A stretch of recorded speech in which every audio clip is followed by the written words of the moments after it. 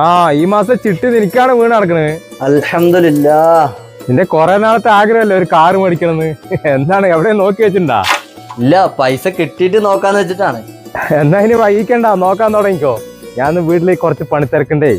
വൈകിട്ട് കടയിലേക്ക് ഇറങ്ങി വരുമ്പോ ഒരു ചെക്ക് ലീഫ് എടുത്തോട്ടാ, മറക്കണ്ട. ആ ശരി ശരി. സാബിത്തെ, നിന്റെ പരിചയത്തിൽ വല്ല ബൊലേനോ കൊടുക്കാണ്ട? ബൊലേനോ ഇപ്പൊ നിലവിൽ കൊടുക്കാനൊന്നുമില്ല. നമുക്ക് വേണമെങ്കിൽ ഒന്ന് അന്വേഷിക്കാം.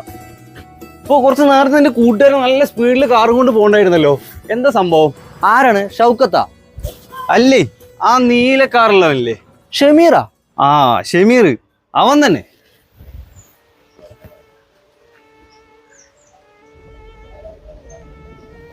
ബാപ്പാക്ക് പെട്ടെന്ന് നെഞ്ചുവേന വന്നാണ്. അറ്റാക്കാണത്ര. ഓപ്പറേഷൻ വേണമെന്നാണ് പറയുന്നത്. പൈസ ഉണ്ടോ കയ്യില്? എൻ്റെ കയ്യിലുള്ളത് തികയില്ല. ഞാൻ ഷൗക്കത്തിനെ വിളിച്ചിട്ടുണ്ട്, നോക്കാന്ന് പറഞ്ഞു. ഷൗക്കത്തെ, നിന്റെ അക്കൗണ്ടിലേക്ക് ഞാൻ 1,00,000 റുപ്യ അയച്ചിട്ടുണ്ട്. നീ അത് ഷമീറിന് അയച്ചു കൊടുക്ക്. ഞാൻ തന്നാന്ന് പറയണ്ട കേട്ടാ. നിനക്കോ അവിടെ നിന്നാണ് ഇത്രയും പൈസ? ശരി. ആ പൈസ കയറിണ്ട് കേട്ടാ. ഷമീറെ, എന്നെ കൊണ്ട് പറയണ്ടെന്ന് പറഞ്ഞാണ്, എന്നാലും ഞാൻ പറയാണ്. വാപ്പാൻ്റെ ഓപ്പറേഷനൊക്കെ കഴിഞ്ഞിട്ട് സുഖമായിട്ട് വീട്ടിൽ വന്നിരിക്കില്ലേ?